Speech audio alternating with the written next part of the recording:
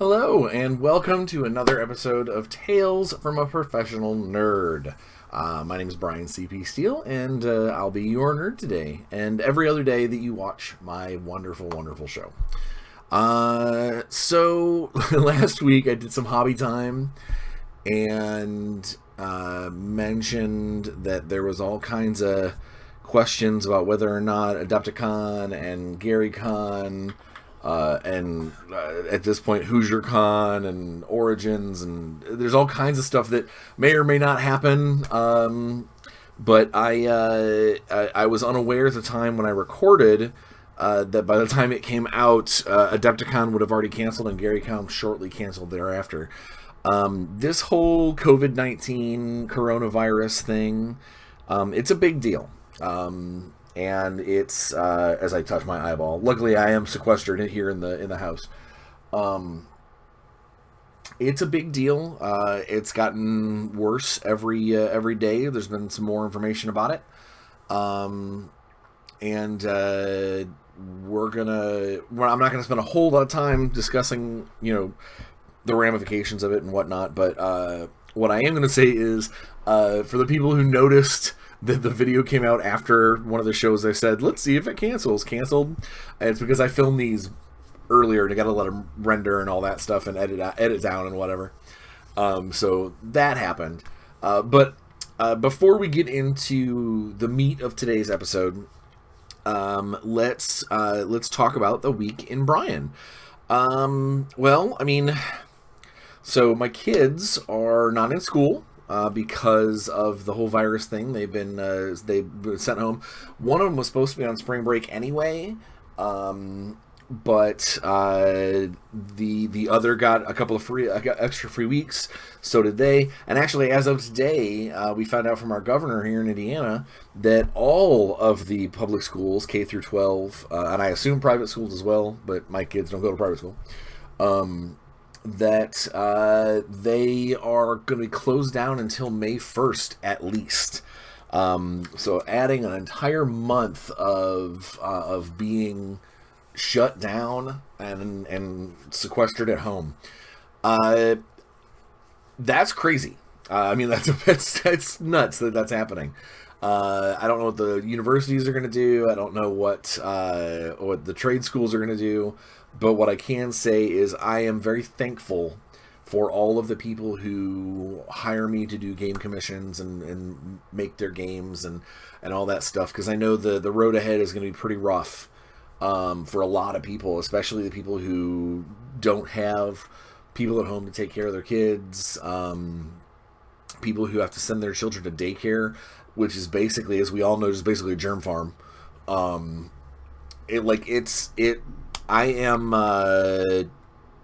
shocked that this is happening, and I hope for all the people out there that are listening that watch this that if you're in that sort of situation where you've got kids to take care of, or if you've got to pay someone to watch your kids, make sure it's from a reputable source, that it's someone you trust, someone who's clean, someone who'll do all the hand washing and the disinfecting and everything they're supposed to. Just because we need to figure out how to beat this thing and get it so it doesn't continue to cripple our socio-political economy. It's nasty, and I'm very thankful that I am in a position where it's not really slowing me down. If anything, it's actually speeding me up, because I can't go out and distract myself with errands and things nearly as often because everything's closed. So I'm getting a lot more work done. So yeah, this week in Bryan, let's see, I put together a whole bunch of models. My friends, they hosted me over for a paint day, which for me was just basically an assembly day. I assembled. It's not pretty right now, so I'm gonna wait for it. It's currently, I don't have it on its base or anything, but I did finally get my Necron Super Heavy, the Serap Tech Super Heavy crawler, put together. I still need to brush it down with a toothbrush, spray down some alcohol, get all that mold release off of it so I can start painting it. when I have some time. But I also let my wonderful friends talk me into putting together some Aeronautica Imperialis miniatures. So I like GW products. I really, really do. They make great stuff. But there's so many other things out in the world that there's so many other games that I just don't find myself playing a lot. Especially considering their main game that I play is 40K, and right now Necrons are not exactly they really I don't want to be that guy and be like, they're not fun because I can't win, but they're not fun because they're not even competitive right now, unless you want to play an army that is just a bunch of spam and garbage that I that's no fun for me. So rather than being a whiny punk and showing up to tournaments and showing up to game days and stuff and being like, my army is terrible, I just choose not to play, and I play other things that make me happy, because that's what this is all about, if you remember correctly. But because of that, I generally stray away from some of the GW products because they tend to be a little more expensive, and they're almost always good games, but I don't feel like devoting hundreds of dollars of my budget to a new game when I can do half that price to a new game that is something that I'm very interested in. So one of my very close friends hosted a assembly and paint day over at his house where we watched a bunch of Lord of the Rings movies and put together a bunch of models and talked shop, and it was just a good day. But over the course of that day, one of my buddies basically sat me down with a bunch of these orc planes, and they're cool. Like I don't know what else to say. They're neat models. They go together well. They're a little fiddly. There's a lot of little tiny bits, but if the game is half as much fun as the models we're putting together, I'll have fun. It'll be a beer and pretzels kind of thing. But I've never really liked orcs to play in 40K, but I've always loved orcs in their peripheral games like Blood Bowl, or I play goblins in Shadowspire, or in Shadespire. I like the orc mentality. I loved Gorka Morka when it was around. I dig the orc mentality. I just don't want to play him in 40K. So this is hopefully this maybe will scratch that little orc itch. Get me more DACA. Run around or whatever. So there's that. And then I spent a lot of time this week. I'm almost done, but I feel comfortable enough showing you guys. So last week in the hobby episode, I started the Thunderfrost Dragon for GaryCon. And other than getting his basing done, getting him, adding a couple of water effects and the snow effects, I guess because he's got babies there. She's done. She's a done deal. I'm gonna see if I can't keep her in focus. But you can see we got the little tiny baby hatching out of the metallic shiny eggs. I went ahead and did a couple layers of the color shifting, that pearlescent on the wings and this. I don't know if you can. I'll see if I can get it so you can see it. Maybe a little bit. Basically, the wings and the scales have a pearlescent coating to them that matches the eggs, but on a white tone instead of a blue. And then, of course, a couple of pinpricks of silver in the eyes. Rawr, rawr, I'm angry.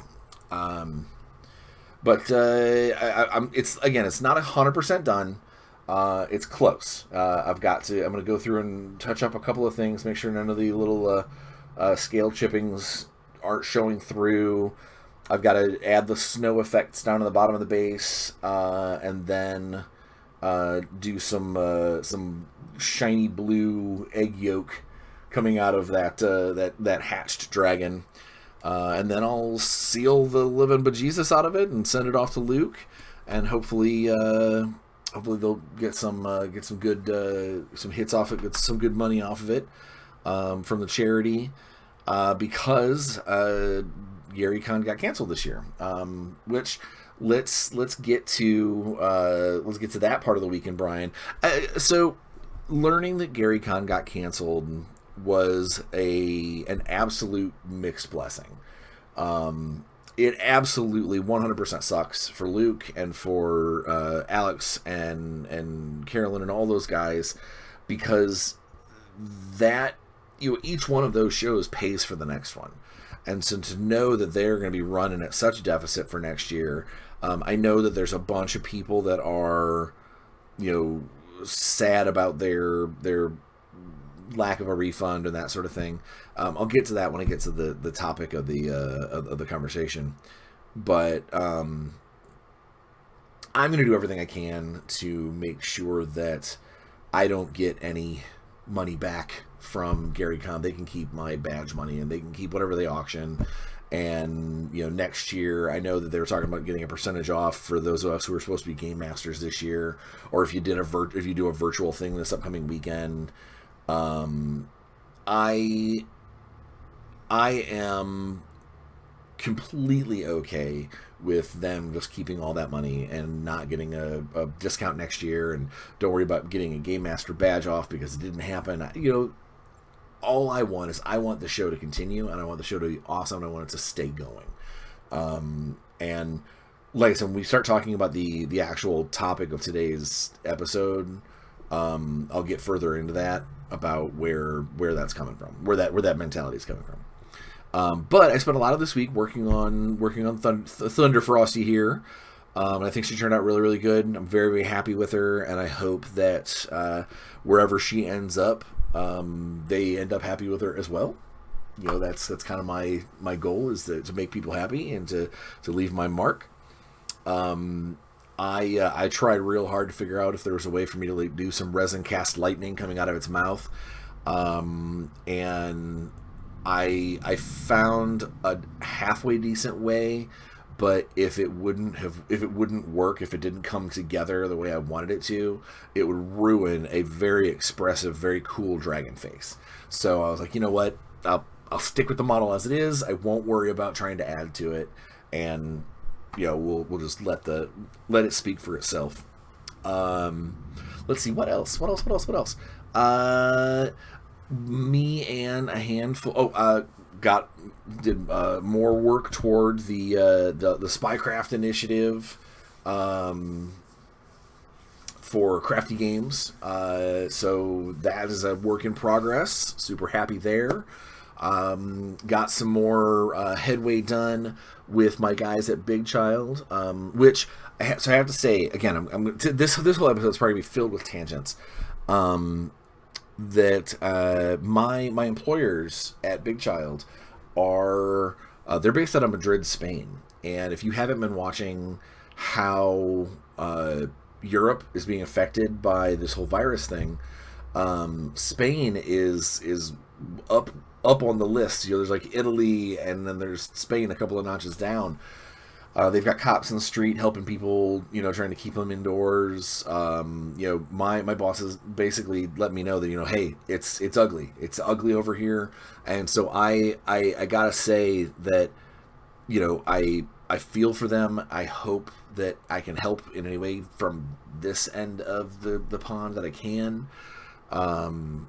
And that if you're a game store owner, or if you're a distribution owner, or if you're just somebody who wants to order some Big Child stuff, get a hold of me. They would like any positive traction that they can get would be nice, because it's a light in an otherwise dark time. But I did get to hear, my boss did say that he's going to be sending me some, my nose is itchy. He's sending me some Big Child products to open up and show off here on the channel. So hopefully here in the next couple of weeks, we'll get a kind of a dedicated day of, hey, check out this cool stuff. My project that I have been losing sleep over in a good way, the as yet revealed sci-fi skirmish game is coming along. It's coming along nice. I showed the first draft to my playtesters, and I got positive reviews back. I'm excited, and I wish I could tell you more. I am excited just to have people see these. I'm excited for the game to get played, and every hour that I put into designing it further and fleshing out the weapons and fleshing out the units and it just makes the smile wider on my face. So if it can be believed that you put enough love into something and it's gonna be a good product, if that's the case, when this comes out, better damn believe that this is going to be a hell of a product for you to pay attention to.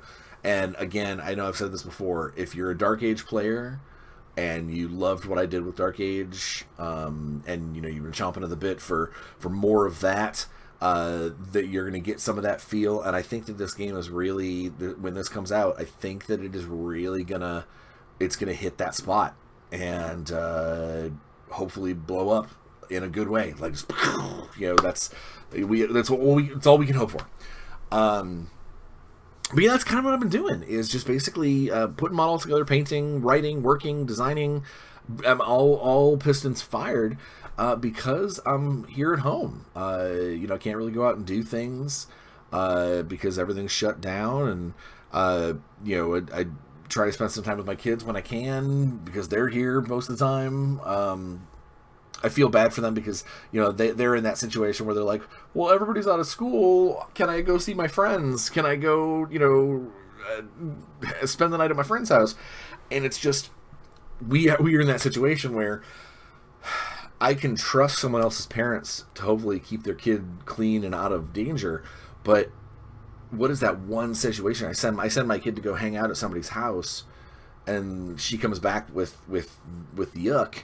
And then we all get it, and then it's like, it's just the whole point of this whole social distancing thing is to be socially distant. So leaving it to just close fam, people that aren't really in contact with anybody else, and going from there. Occasionally you got to go hit the grocery store, but yeah, it's rough. Which brings us to the t-shirt of the week and the whole point of today's episode.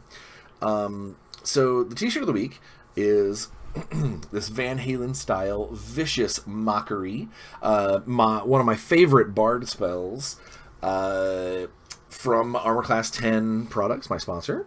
Thank you, AC10. But the reason why I bought the shirt initially, or while I picked out the shirt from the sponsor, is because I was going to do an episode on like my favorite spells. Like, here's my 15 favorite spells and why. And this last week had kind of revealed to me a completely different reason of what this shirt kind of represents.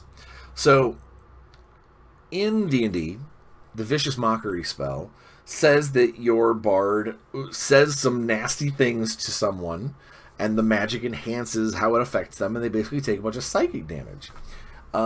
Which, effectively, you're using profanity and mocking them, and you're making them physically hurt using your words. And it goes back to that statement, words hurt. That statement from when you're kids about being bullies. Don't say things that that could hurt someone's feelings. In this case, the spell Vicious Mockery doesn't just hurt their feelings; it actually hurts their central nervous system.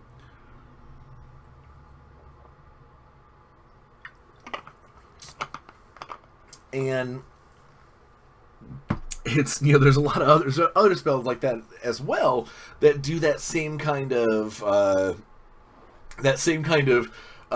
say a thing and the opponent goes they freak out and bleed from the ears and nose, and that's if you think about it, that is kind of it's a little silly, that you could say someone and make them feel bad enough that they physically are injured.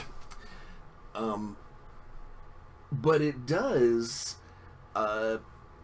it does point out something in kind of a almost satirical way that D&D players have for decades, up until relatively recently, weathered the storm of slings and arrows. You know, they've weathered the, oh, you live in your mom's basement. You know, oh, you're a geek. You'll never get a girl, or you'll never be. You know, you'll never get a guy. You know, what did you do during your prom? Oh, we sat home and played D&D. You know, like there has been a lot of harshness doled out verbally to role players and gamers in general for decades. Only recently has it become, I don't want to say a forgivable, that's not, almost accepted. You know, things like the IT Crowd and Big Bang Theory, although, you know, maybe not my favorite shows in the world, it did help open the eyes of the mainstream public and go, oh, okay, these people just have different hobbies than us. You know, the increase in esports and YouTube channels dedicated to people who just watch other people game, Twitch as a thing completely.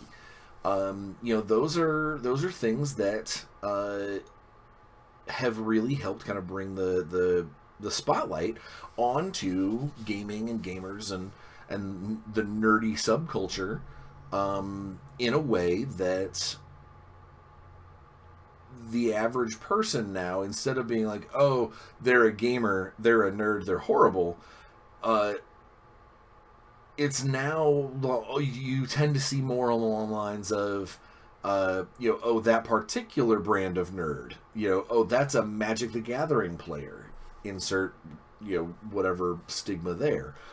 Oh, Dragon Ball Z fan, stigma there. Oh, part of the anime club. You know, like these are the things that happen, and a lot of that stuff is, honestly, it's no longer the jocks doing that, because they don't, jocks. I hate the fact that I said that. It's no longer the primary culture points that are focusing on that, because honestly, outsider looking in, if they're not part of gamer culture, they might not recognize a Magic player from a role player, from a LARPer, from a anime head. You know, they don't know. They are just collectively geeks or nerds or dorks or whatever. And because that description has lost so much power over time, that it's now more along the lines of,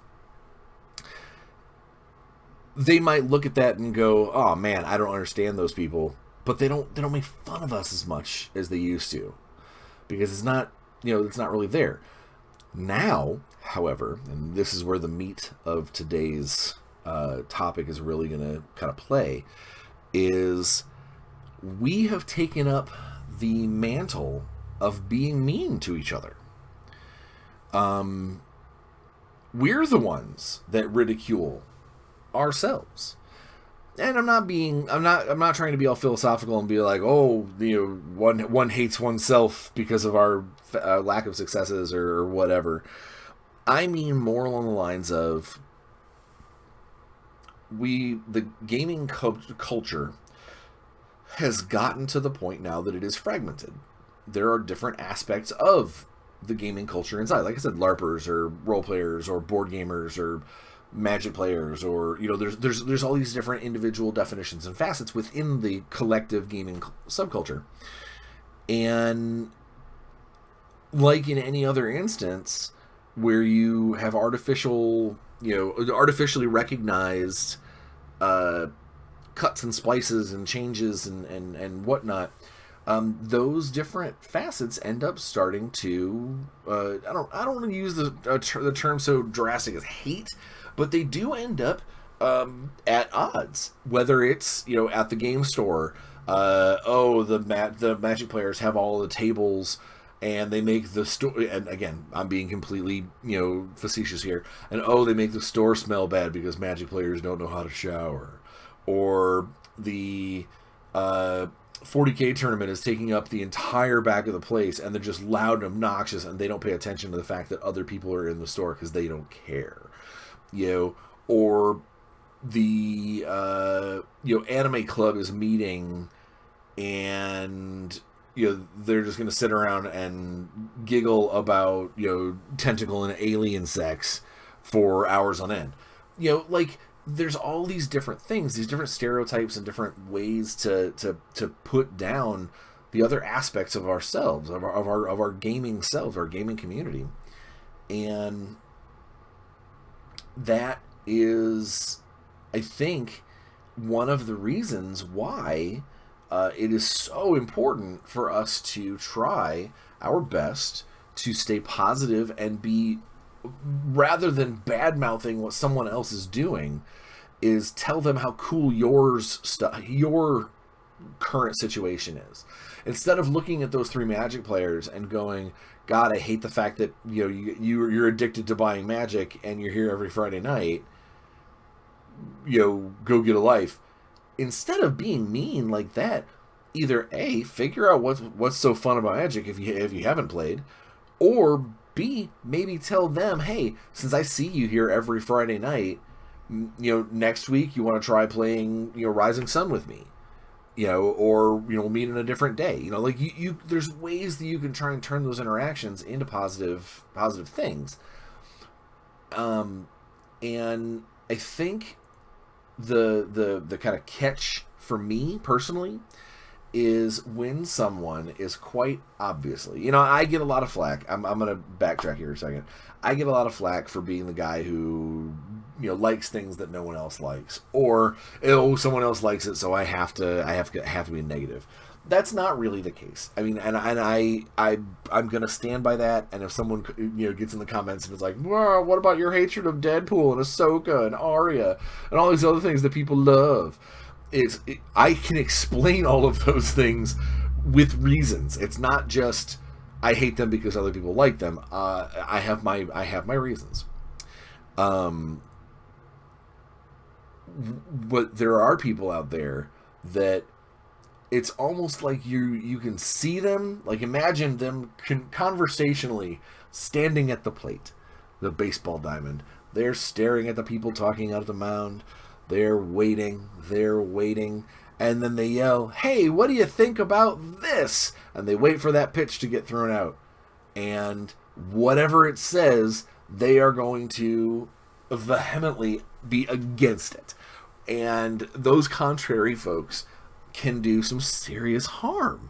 Is because if there's someone who's on the fence about something, or maybe they saw it recently or played it recently, but they weren't really sure, they're thinking about it, my buddy says it's really cool and I think I kind of want to get into it, but the one time I watched it played, it wasn't great, or the YouTube video that I watched it on, they didn't do a really good job. And then there's that one person who's like, oh, that thing, it sucks, it's terrible, it's awful, it puts me to sleep, and tip goes the scales, and now you've got something that you could have possibly enjoyed dramatically that you'll never even try because of these negative words that spewed out of somebody's mouth. I'm going to go back now to talking more about virusy stuff because it is related to talking negative. So when it came out that Gary Khan was being canceled, or rather, when Adepticon was being canceled, they almost immediately put out a press release that was like, hey, we're going to try and get swag bags to people. We're going to try and, set something up where, the vendors that were going to be there can still sell their wares through the internet, and, we're going to try and make sure that people don't lose their money. But, as a show, we have to close it down for this year. And, I'm very sorry. This is how it's going to be. Please talk to your hotel about getting your hotel reservation money back, because that should be something that is viable. And for the most part, the Adepticon crowd really was fine with it. Not fine. Obviously, everybody was upset that we didn't get to go, and that they may have been painting for months and getting things ready, and there's all all those moving parts, and I know there's people that are out tons of money because of non-refundable flights and whatever. But there's a lot going on. But for the most part, the Adepticon crowd took it in stride. In fact, one of my buddies, Raymond Rappaport, he started an initiative called Adepticant 2020 he's basically trying to put together as many people who were supposed to go to Adepticon, trying to get them to play games and enjoy each other's company digitally for that weekend. Like everybody hop on a camera, go into a gaming room, and I think that that's very cool. It's, again, Ray is one of the most positive human beings that I've ever met. There's only been a few times that I've ever been around him that he has not been an uplifting moment. And one of those times was during the process of him losing a job that he should have never lost. So, just to kind of give you a general idea, he is a just an awesome human being. And he has been a big part of this whole creating this Adepticant 2020, which is cool. It's a very, very neat thing. So knowing that these sorts of things are trying to be put together, then comes, the GaryCon announcement that GaryCon is not going to be having a show this year, that the convention center / hotel that it's at is going to be refunding everybody's money for the rooms. But if people still wanted to show up to just get to kind of like have vacation or whatever, they would have to reapply and all that sort of thing.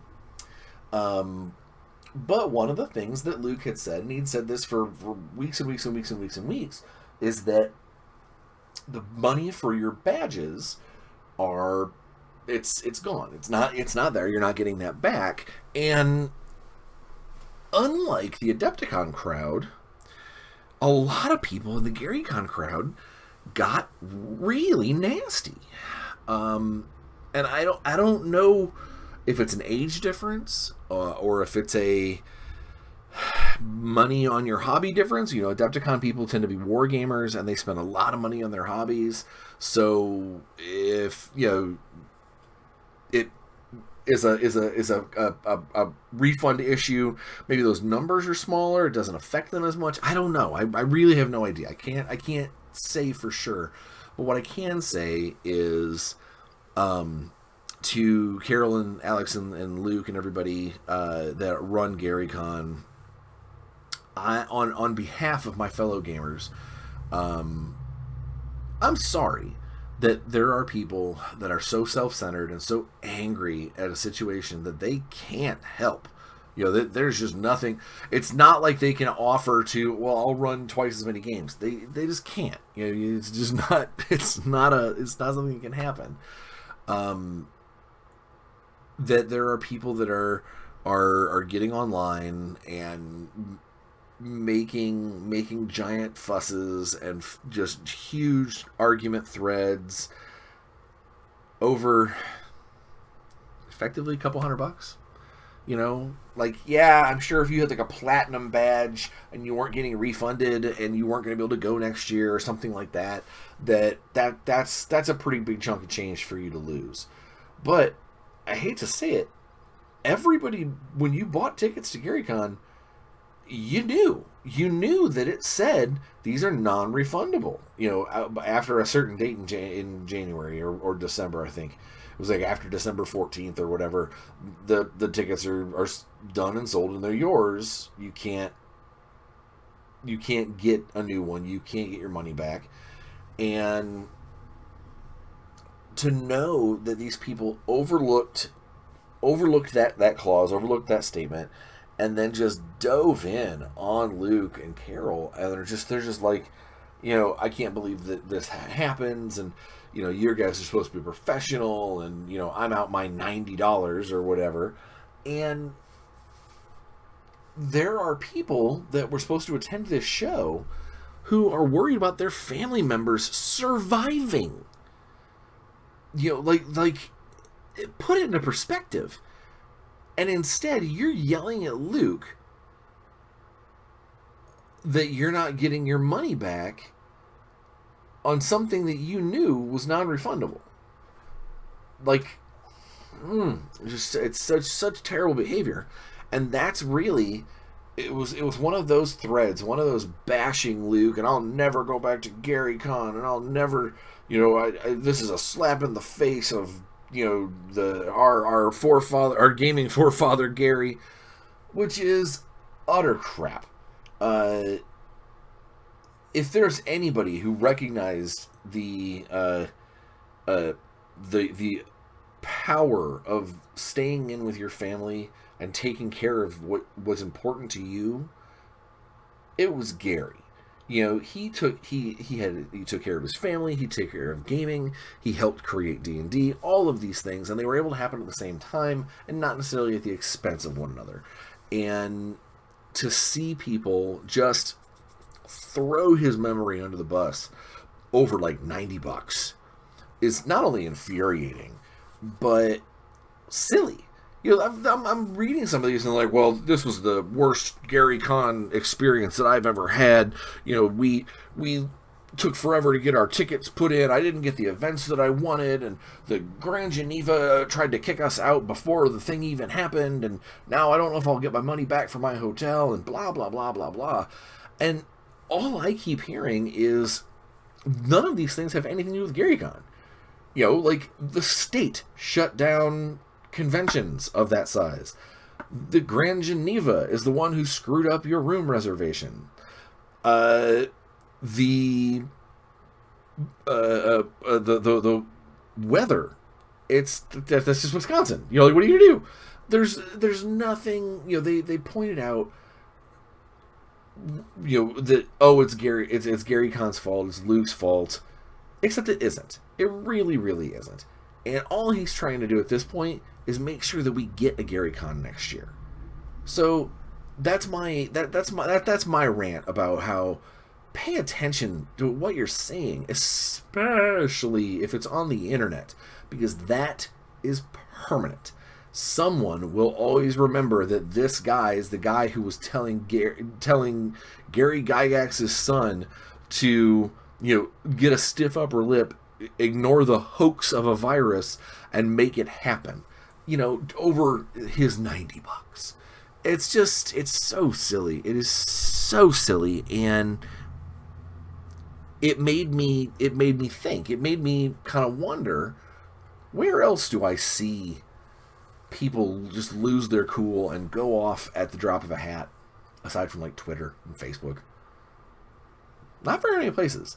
And I think that's what kind of inspired me to do this episode today, is we as gamers, especially as gamers in the current age, we are spending a lot of time in front of our computers, in front of Facebook, in front of Twitter, in front of Instagram, whether it's there or on our phones. Although, funny story, if you follow me on Facebook, you already know this, but my fabulous phone, my fancy new phone, took like a 3-second dip in my Sunday bubble bath. That's right, I think bubble baths. I'm manly about it too. Took like a little 3 seconds. Like, it slipped out of my hands, went down the side of the tub. I grabbed it, I shook it off, I put it back on the towel, but it is kaput. And for the last couple days, I won't lie, I have felt there has been, I won't go so far as to say withdrawal, because that seems almost belittling to true addicts. But there's definitely times where I want to go reach for my phone and it's not there. Or I'll hear my wife talking about, we play this goofy Dragonlandia amusement park style game on our phones, and I'll hear her talk about hatching these new cool fancy awesome dragons, and our clan is doing this and all that, and I won't lie, I'm a little jealous because I can't do that right now. My phone's out of commission currently. Not being able to get my nightly night calls from my son when he's at his mother's house. It's little things like that make me go, man, I never realized how much I need that phone tethered to my side. And in that same regard, I also have been spending more time on my computer, on Facebook, on Twitter, just so I can have the communication with my bosses, with my playtesters, with, all these other people. And it has shown to me, because I am spending more time on these chat room type sites, the social media sites, than I do when I normally use my phone, is there are a lot of people, and a lot of times, and myself included, where the anonymity of the internet allows us to just give somebody both barrels and be like, whatever, they've made their opinion clear. Now it's time for me to blast it out of the water. Why do I have to do that? If it's on my webpage, sure, maybe I feel like defending my ideas. If it's on their webpage or a corporate webpage or something like that, maybe I can hold back a little bit and not try and be so mean. Because again, it only really takes one other person to pick up on what I'm throwing down, and now suddenly we're bullying somebody. Or we're affecting sales of a product that otherwise would probably be doing just fine. Maybe it's just our mood at the moment, or the fact that there's multiple of us and gang mentality took over. It's a very strange concept to know that the social media has so much power. And for the most part, all I see is people being dicks about it. Not it not being used for very magnanimous reasons. There's just a lot of oh you jerk, I'll hit you up on Instagram, like back and forth. Or in the case of like the Gary Con thing, a giant thread erupting about people being utterly selfish, and knowing that someone else will be able to take care of Gary Con. They don't need my $90. We'll have to take somebody else's. Except for the fact that if it's your $90 and there's 3,400 people out there that are in the same boat, and everybody wants their $90 back, guess what? Luke has no show. Gen Con, Gary Con goes under. If you don't want that, support it. Don't be a jerk about situations. Support what they're trying to do. Look at what they've done and what they've managed to save and go, whew, thank you for that. Not, all the stuff that you've lost. I'm trying to figure out where I was going with this. I got ranty. But yeah, like, it's just, it is one of those things where I think the power of the spoken word, when you don't have any physical, there is no immediate repercussion, it allows us to go off a little bit on the deep end. I know I can do it. I've been extremely hyperbolic in the past describing things. And that doesn't always do something justice. I know that I have friends that have quoted that I could quote as saying that there's been instances where they've said something online, and because the internet is technically forever, someone could have screen capped that, someone could have saved that page, whatever, that they wish that they could take that line, that phrase back, because it's out in the world now. It's out on someone's computer. It's out in someone's phone. It's out there in the universe, and they wish they could take it back, but they can't. And I think one of the big things to kind of keep in mind is, because you can't take that stuff back, maybe temper it a little bit. Take a deep breath. Take a breath. Don't let the situation dictate how you interact with other human beings. And especially in a situation like we're at right now, where the fact that we can't go and see other people, our only interactions that we've got are going to be through our phones, through our computers, through our cameras. And if you screw around and lose somebody in one of those facets, it's not going to get better in person. that person's probably gone. They're probably, if they see you in person, depending on the situation, it might be a legitimate problem. And I think that is something that we all kind of need to work on. We all need to think about. It's, I don't know how to put it. It's a dangerous thing that we wield. Dangerous amount of power that we have with social media and the like. For instance, earlier this week, there was a guy who was bragging that he had like 17,000 bottles of hand sanitizer or sanitizing wipes or whatever. And initially, he mentioned that, he was just trying to figure out where's the best place that he can sell them to get a profit. And because the power of initiative and the power of the internet is what it is, it took all of about 20 minutes before that guy, his little video complaint had millions of views and hundreds of thousands of comments, basically telling him to take a long walk of a short pier. And a few days later, after just about when everybody kind of forgotten who he was and what he was, he pops out and says, "All right, I'm going to donate it instead." This was after about 48 hours of everybody just railing him. Like, his girlfriend got messages, he got messages, I'm sure, because that's what people do these days. I'm sure they got death threats. But the power of negative social media hit this guy like a flaming brick. And within like 48 hours of him getting online and saying, "I don't know who I'm going to sell this to for the biggest profit," paraphrasing, he was then donating to his local medical facilities. And it is an instance like that where I'm reminded about the true power of words and of shame.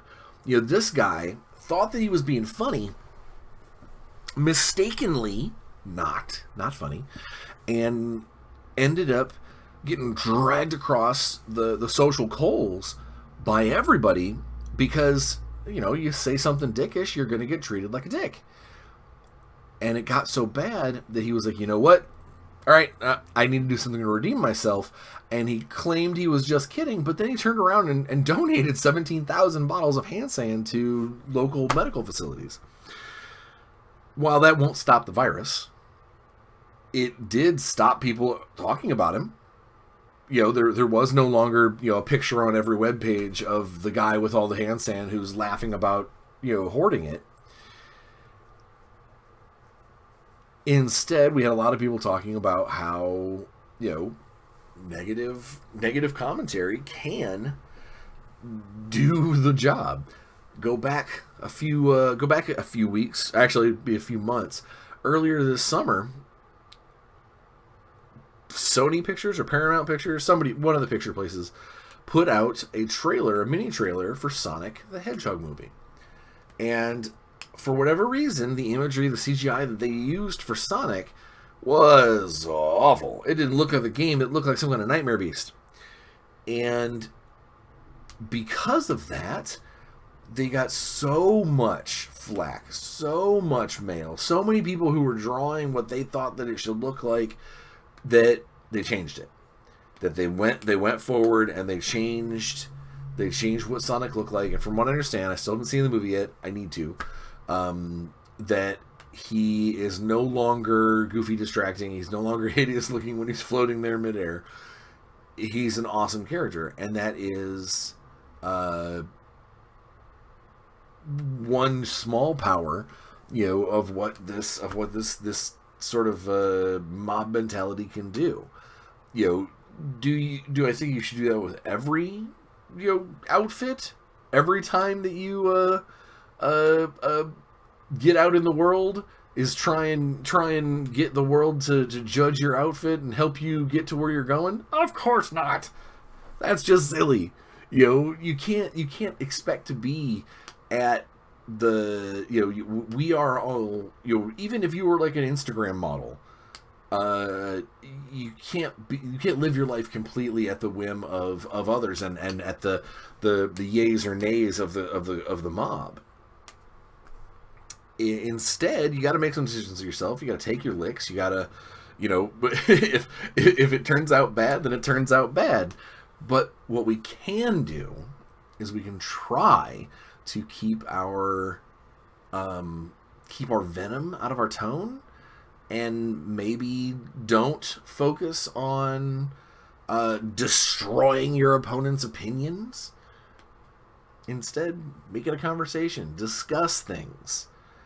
Yeah, and I know I'm going to hear a lot of people be like, I can't discuss things with this particular political party, or I can't discuss things with people who voted for this guy. And I get it, because I'm in the same boat.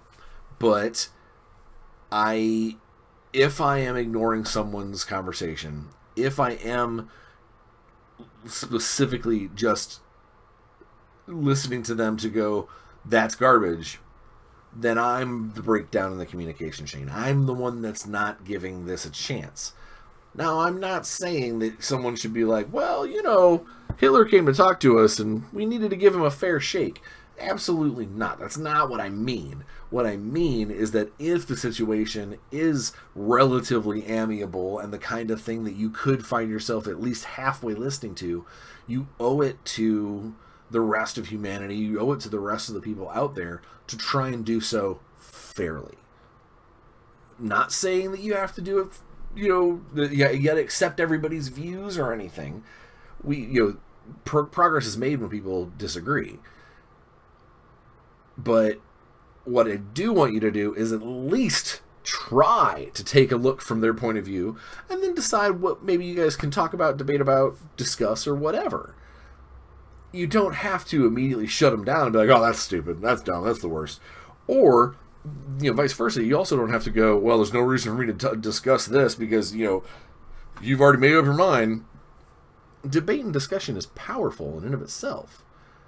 Maybe not quite as much as the vicious mockery, both the spell and the power of social media, but it is an empowered thing already.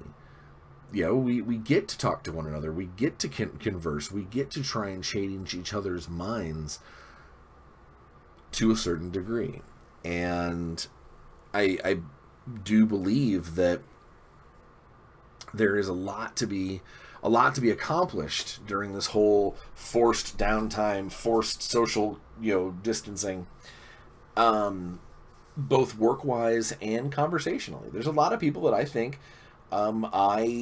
hopefully I'll get a chance to talk with more via Messenger than I do in person, because or I do when I'm not sequestered like this, because I am going to still be looking for ways to distract my brain and step away from my projects and things. And a good conversation with somebody, from afar, or someone who I haven't talked to in a while, might be exactly what I need. I know a group of my friends are talking about getting together and doing an online probably D&D game using Roll20, a very cool app that is basically like a role-playing table virtual that you invite people to, and everybody sits around and somebody's game master and you set up stages and whatever. But it sounds like that's going to probably start happening sometime soon. So I'm going to get a chance to roleplay, even though I don't get a chance to be right next to people.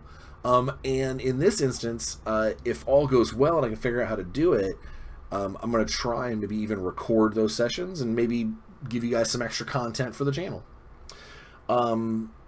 Let's see, I don't have a whole lot else to talk about other than, it's been a crazy week, and I've seen people lose their cool. I've seen people, talk about how, oh, it's a hoax. I've seen people that are like, nope, I need to go buy 80 rolls of toilet paper, even though the virus has nothing to do with pooping.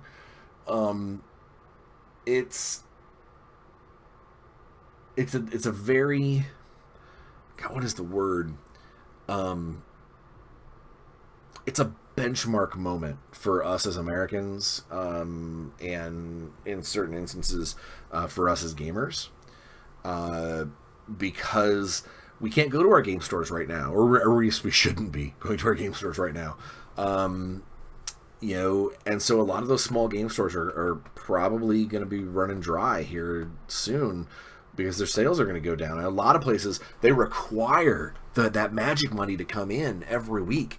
And if your state governor is like, you guys can't get together in those big of numbers, then that money's going to come from somewhere. And I hope that we'll see a lot of these small businesses do more online sales, open up some web stores, maybe even do some eBaying on the side, whatever it takes to keep your doors open, because I don't want to see the small game stores suffer because of this.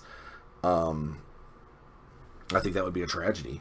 But I guess, at the end of the day, there will probably be stores that stay open, and hopefully they don't pass around the virus. And if everything goes quickly, hopefully we'll get some medicine out in the world here pretty soon, and more importantly, the virus will just kind of start to die off because the people who have it aren't giving it to anybody else. But all of that aside, I just think that we need to be careful to be better friends to each other and not say things that are vicious. And at the very end of the day, when the sun's going down and we're putting together our mental list for the day after, hopefully on that list is not apologize to a friend for being a jerk, or seek out an apology, find out what's wrong with my buddy because he was being a jerk, and instead that it's just another run-of-the-mill awesome day in the life of a gamer. And in this case, find a way to use your computer, play local, play solo games, whatever you got to do, as long as you can help get through this weird, trying time by having some fun, putting a smile on your face, and play some games. I know this was a weird episode. I did a lot of rambling. Next week will probably be the same with a different topic. But just try and remember while you're out there looking for ways to get through this, that even if you aren't at risk, you might be carrying to someone who is. So let's try and be safe out there, play some games, enjoy ourselves, but let's kick this virus in the ass and get it done. See you next week.